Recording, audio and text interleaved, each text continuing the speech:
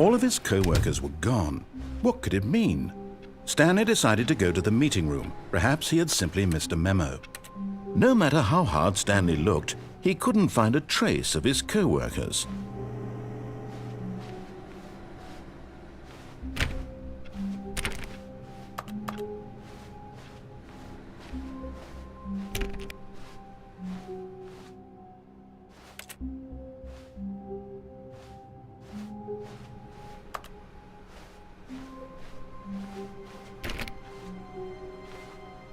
Stanley went around touching every little thing in the office, but it didn't make a single difference, nor did it advance the story in any way.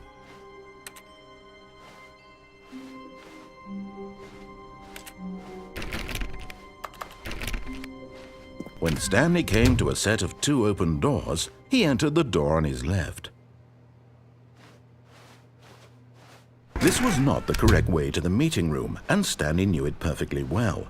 Perhaps he wanted to stop by the employee lounge first, just to admire it.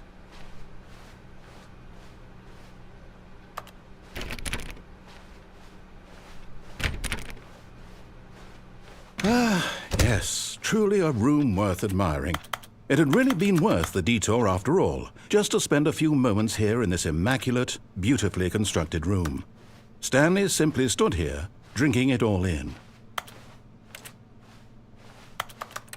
But eager to get back to business, Stanley took the first open door on his left.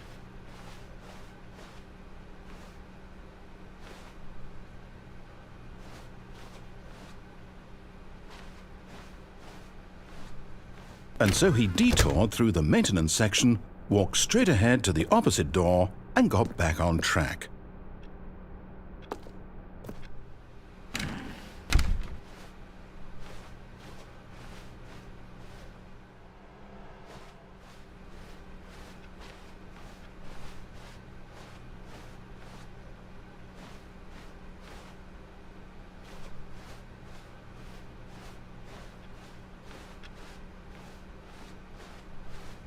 Yet there was not a single person here either.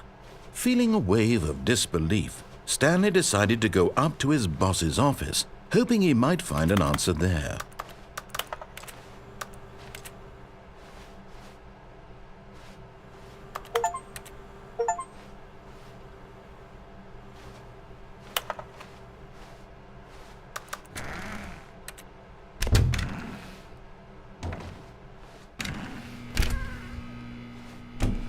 Stanley stepped into the broom closet, but there was nothing here, so he turned around and got back on track.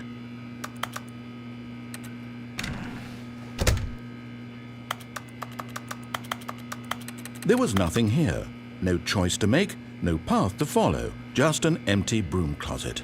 No reason to still be here.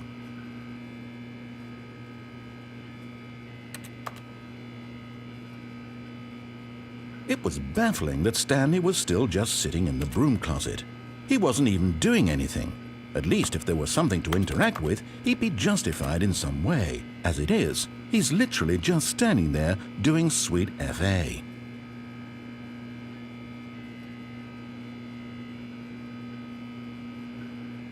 Are you really still in the broom closet? Standing around doing nothing? Why? Please offer me some explanation here. I'm genuinely confused.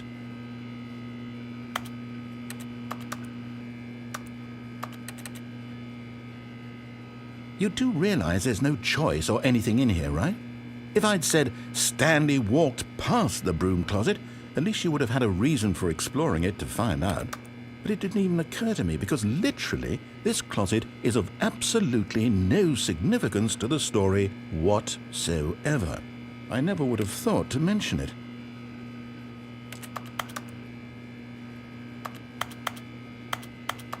Maybe to you this is somehow its own branching path. Maybe when you go talk about this with your friends you'll say, "Oh, did you get the broom closet ending? The broom closet ending was my favorite." I hope your friends find this concerning.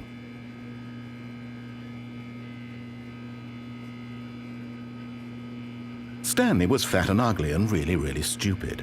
He probably only got the job because of a family connection. That's how stupid he is. That or with drug money. Also, Stanley is addicted to drugs and hookers.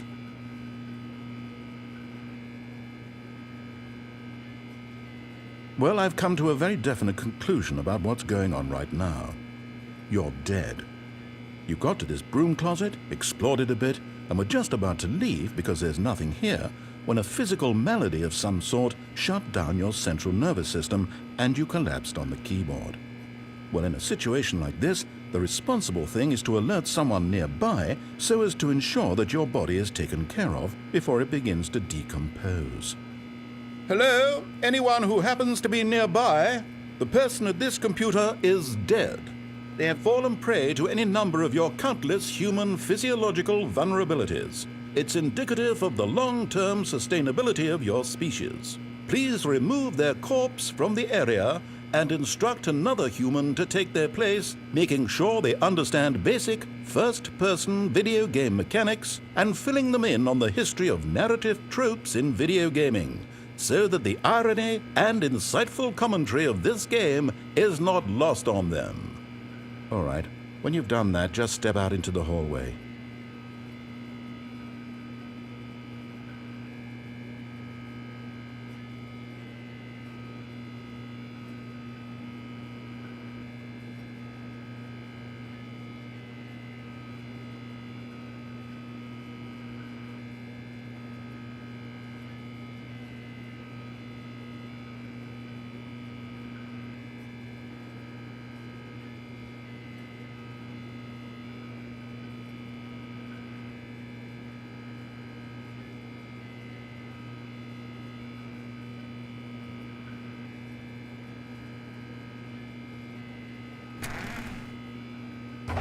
Ah, second player. It's good to have you on board. I guarantee you can't do any worse than the person who came. You too? Unbelievable. I'm at the mercy of an entire species of invalids. Perhaps there's a monkey nearby you can hand the controls to. A fish? Fungus? Look, you can hammer out the details. I'm not particularly picky. I'll just be waiting for when you're ready to pick up the story again.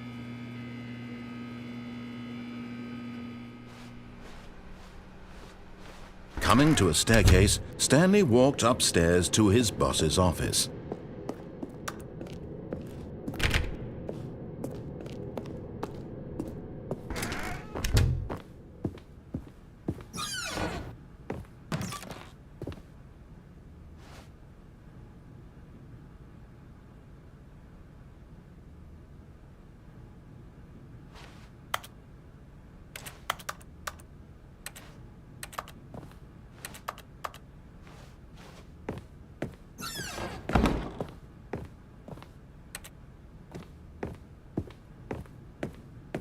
Stepping into his manager's office, Stanley was once again stunned to discover not an indication of any human life.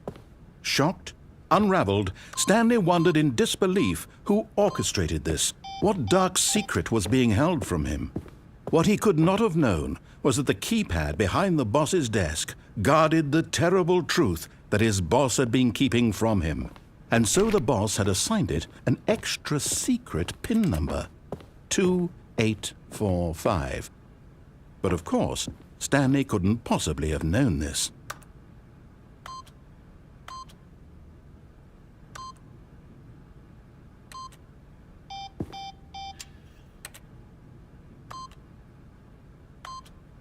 Stanley just sat around twiddling his thumbs. Trying to input anything on the device was useless, since he could never possibly know that the combination was 2845.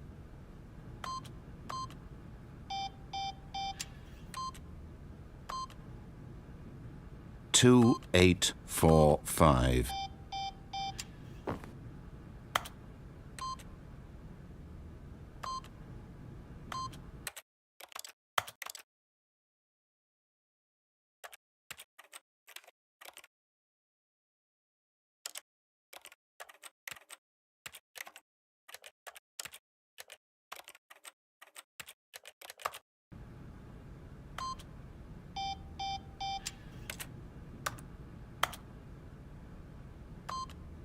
For God, But it turns out that the panel's emergency override kicked in, and the door just opened all by itself. And Stanley got the hell along with the story. Well, whoop-de-doo.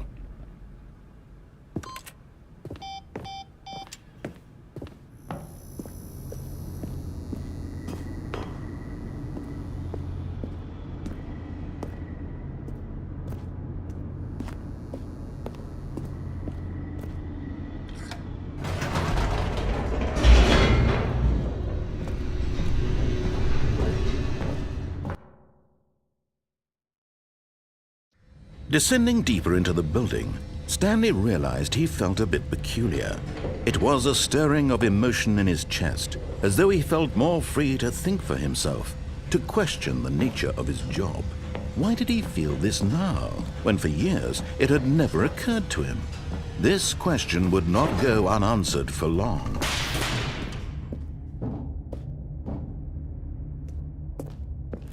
Stanley walked straight ahead through the large door that read Mind Control Facility.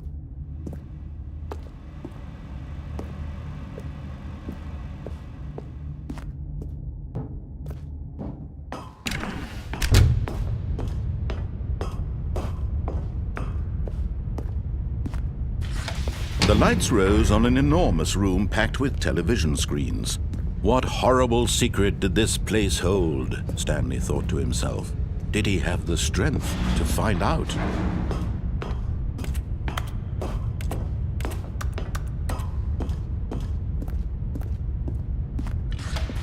Now the monitors jumped to life, their true nature revealed. Each bore the number of an employee in the building, Stanley's co-workers.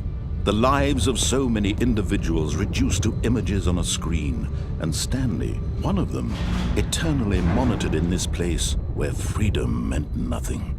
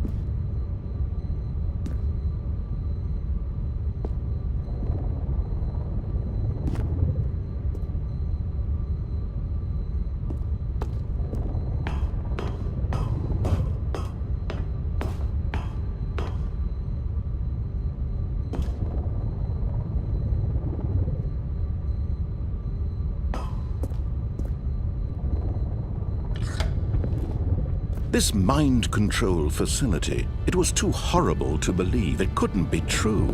Had Stanley really been under someone's control all this time? Was this the only reason he was happy with his boring job? That his emotions had been manipulated to accept it blindly? No, he refused to believe it. He couldn't accept it. His own life in someone else's control? Never! It was unthinkable, wasn't it? Was it even possible? Had he truly spent his entire life utterly blind to the world? But here was the proof, the heart of the operation. Controls labeled with emotions, happy or sad or content. Walking, eating, working, all of it monitored and commanded from this very place. And as the cold reality of his past began to sink in, Stanley decided that this machinery would never again exert its terrible power over another human life. For he would dismantle the controls once and for all.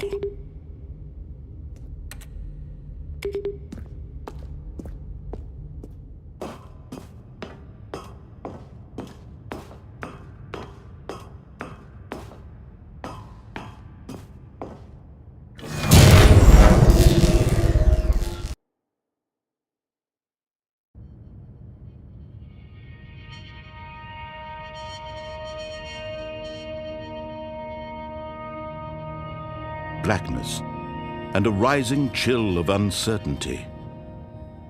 Was it over? Yes!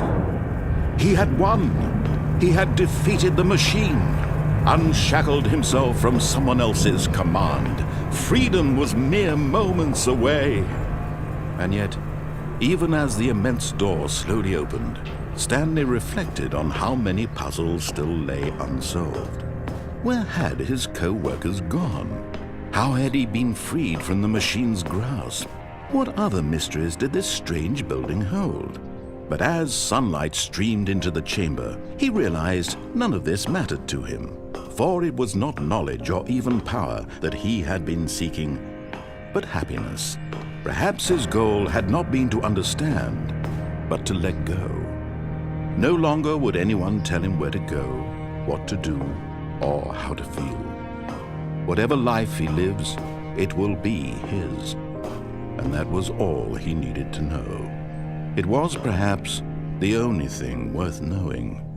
Stanley stepped through the open door.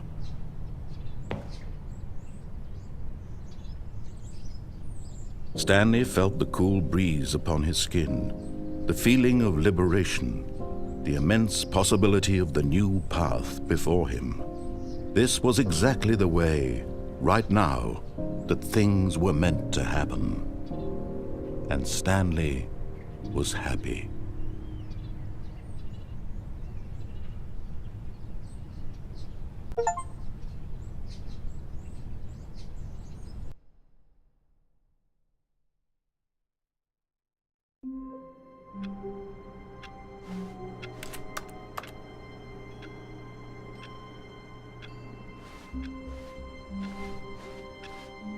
All of his co-workers were gone.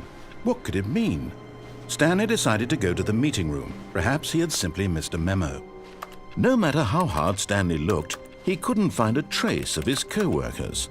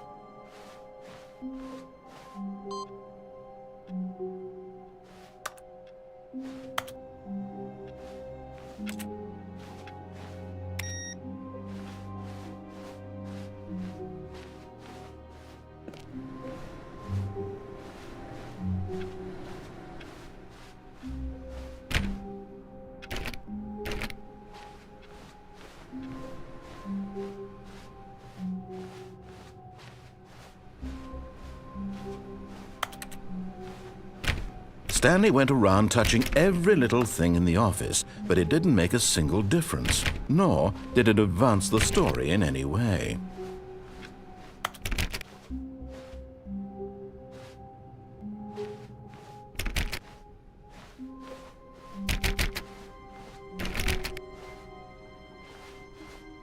When Stanley came to a set of 2 open doors, this was not the correct way to the meeting room, and Stanley knew it perfectly well.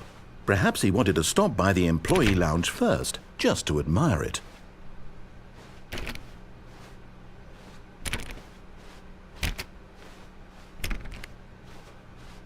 Wow, yes, this room. What a beautiful room. What a gorgeous, gorgeous room. Thank goodness Stanley had taken this detour on his way to the meeting room. Life without having experienced this room was now too horrible even to consider.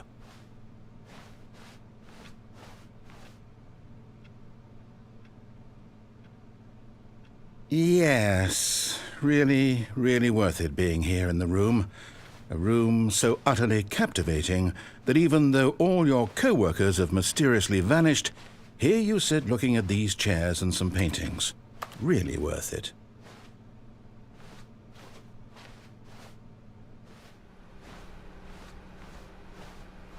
At this point, Stanley's obsession with this room bordered on creepy and reflected poorly on his overall personality. It's possible that this is why everyone left.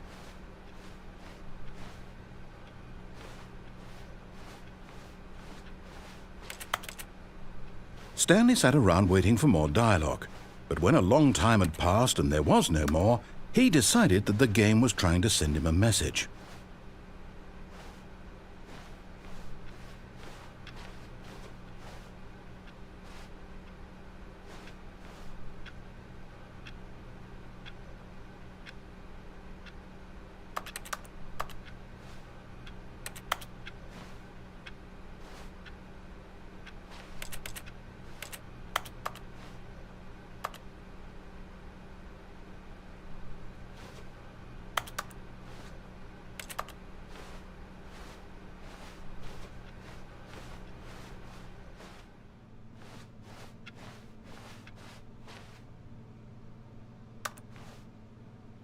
But at last, he'd had enough of the amazing room and took the first open door on his left to get back to business.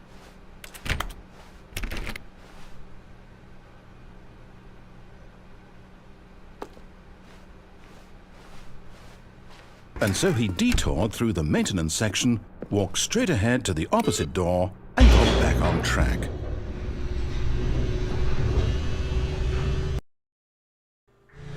But Stanley didn't want to go back to the office. He wanted to wander about and get even further off track. So now in order to get back, he needed to go, from here it's, left. Oh, no, it's to the right, my mistake. No, not the right. Why would I have ever said it was to the right? What was I thinking? It's clearly... Oh dear, would you hold on for a minute, please? Now, let's see. We went down right, left, down, left, right. Yep, okay, yes. I've got it now. This story is absolutely, definitely this way.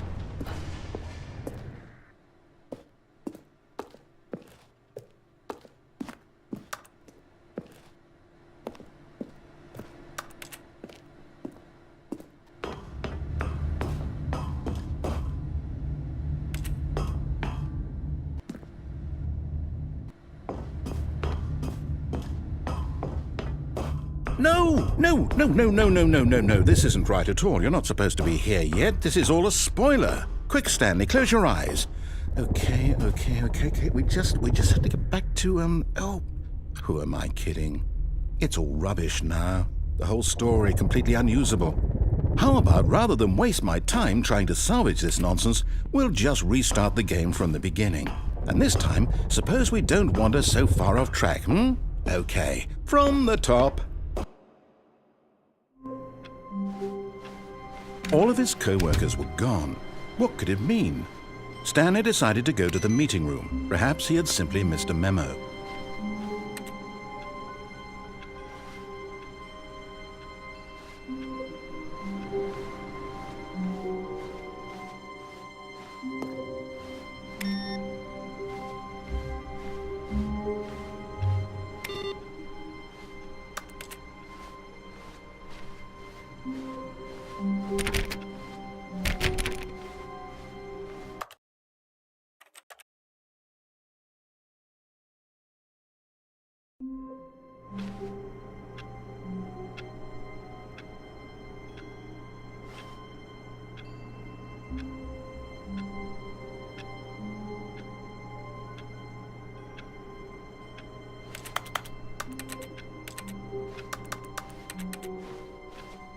All of his co-workers were gone.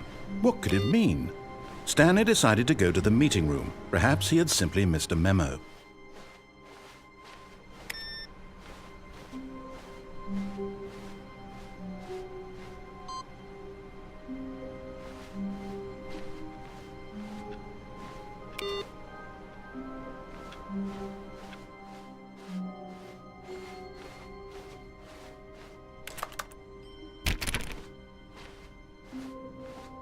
When Stanley came to a set of 2 open doors, he entered the door on his left.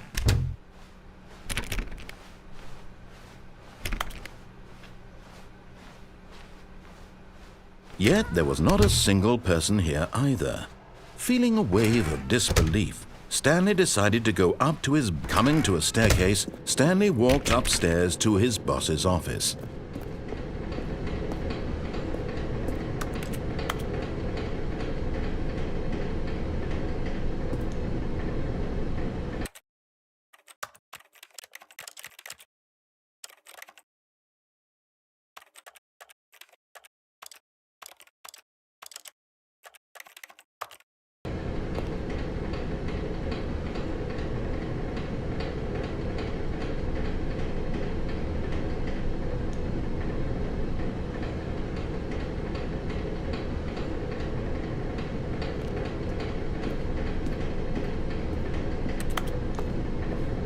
But Stanley just couldn't do it.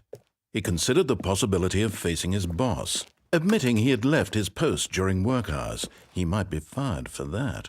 And in such a competitive economy, why had he taken that risk? All because he believed everyone had vanished? His boss would think he was crazy. And then something occurred to Stanley. Maybe, he thought to himself, maybe I am crazy. All of my co-workers blinking mysteriously out of existence in a single moment for no reason at all? None of it made any logical sense. And as Stanley pondered this, he began to make other strange observations. For example, why couldn't he see his feet when he looked down? Why did doors close automatically behind him wherever he went? And for that matter, these rooms were starting to look pretty familiar. Were they simply repeating? No, Stanley said to himself, this is all too strange. This can't be real. And at last, he came to the conclusion that had been on the tip of his tongue. He just hadn't found the words for it. I'm dreaming, he yelled. This is all a dream. Oh, what a relief Stanley felt to have finally found an answer, an explanation. His co-workers weren't actually gone. He wasn't going to lose his job. He wasn't crazy after all. And he thought to himself, I suppose I'll wake up soon. I'll have to go back to my boring real-life job pushing buttons. I may as well enjoy this while I'm still lucid. So he imagined himself flying and began to gently float above the ground. Then he imagined himself soaring through space on a magical starfield, and it too appeared. It was so much fun, and Stanley marveled that he had still not woken up. How was he remaining so lucid? And then perhaps the strangest question of them all entered Stanley's head. One he was amazed he hadn't asked himself sooner. Why is there a voice in my head dictating everything that I'm doing and thinking?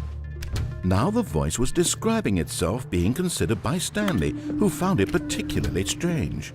I'm dreaming about a voice describing me, thinking about how it's describing my thoughts, he thought. And while he thought it all very odd and wondered if this voice spoke to all people in their dreams, the truth was that, of course, this was not a dream. How could it be? Was Stanley simply deceiving himself, believing that if he's asleep, he doesn't have to take responsibility for himself? Stanley is as awake right now as he's ever been in his life. Now, hearing the voice speak these words was quite a shock to Stanley. After all, he knew for certain, beyond a doubt, that this was in fact a dream. Did the voice not see him float and make the magical stars just a moment ago? How else would the voice explain all that? This voice was a part of himself too. Surely, if he could just... He would prove it. He would prove that he was in control, that this was a dream. So he closed his eyes gently, and he invited himself to wake up. He felt the cool weight of the blanket on his skin, the press of the mattress on his back, the fresh air of a world outside this one.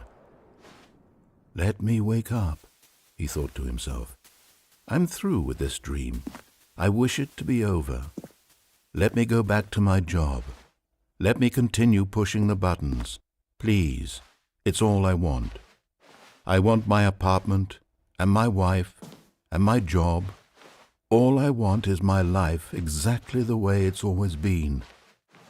My life is normal. I am normal. Everything will be fine. I am okay.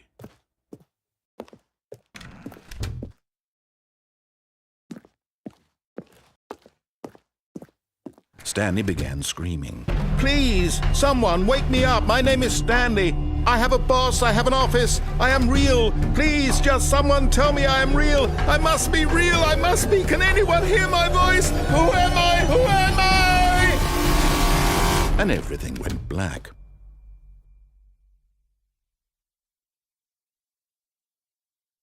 This is the story of a woman named Mariella. Mariella woke up on a day like any other. She arose, got dressed, gathered her belongings, and walked to her place of work. But on this particular day, her walk was interrupted by the body of a man who had stumbled through town talking and screaming to himself, and then collapsed dead on the sidewalk. And although she would soon turn to go call for an ambulance, for just a few brief moments she considered the strange man. He was obviously crazy, this much she knew. Everyone knows what crazy people look like. And in that moment, she thought to herself how lucky she was to be normal. I am sane. I am in control of my mind. I know what is real and what isn't. It was comforting to think this, and in a certain way, seeing this man made her feel better. But then she remembered the meeting she had scheduled for that day, the very important people whose impressions of her would affect her career, and by extension, the rest of her life. She had no time for this, so it was only a moment that she stood there, staring down at the body. And then she turned and ran.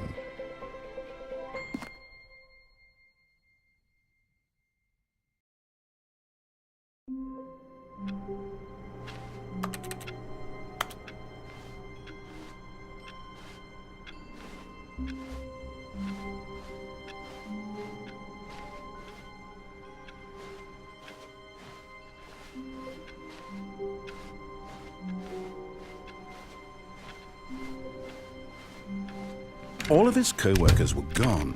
What could it mean? Stanley decided to go to the meeting room. Perhaps he had simply missed a memo. No matter how hard Stanley looked, he couldn't find a trace of his co-workers.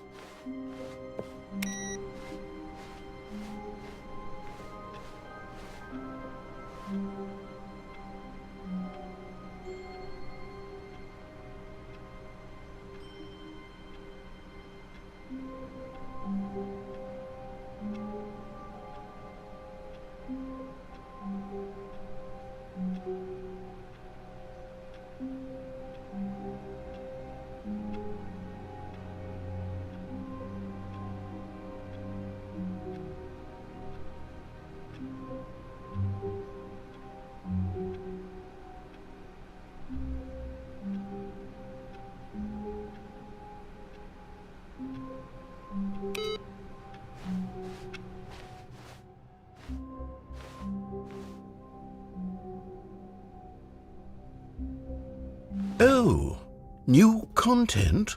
What does that mean, new content?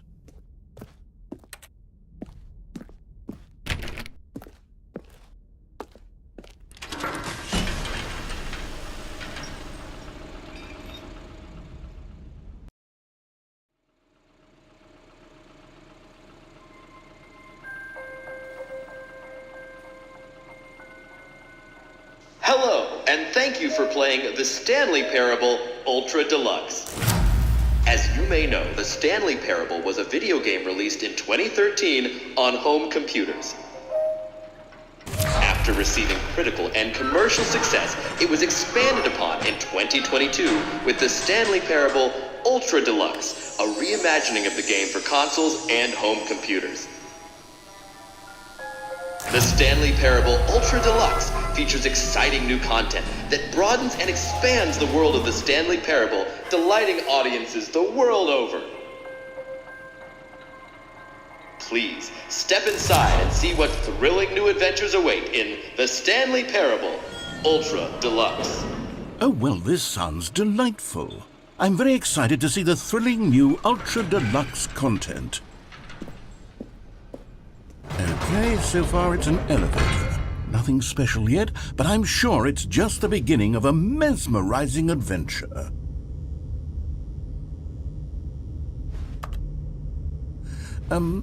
Is it broken? What's going on here? Should we Should we be moving somewhere or... Oh, there we go. All right, finally, at long last, it's on to the new content. I've never been more ready. Let's do it.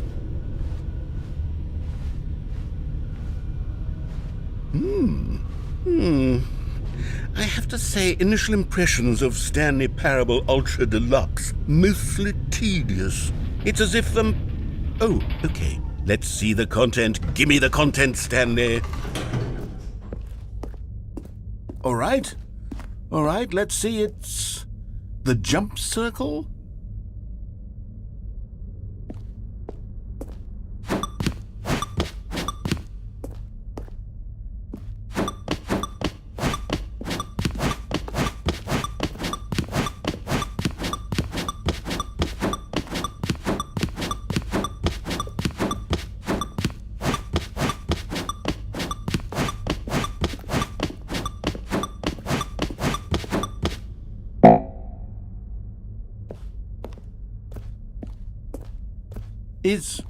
Is that it?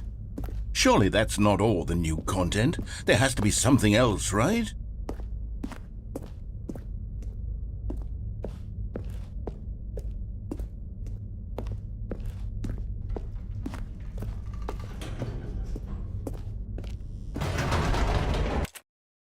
Goodness, another elevator.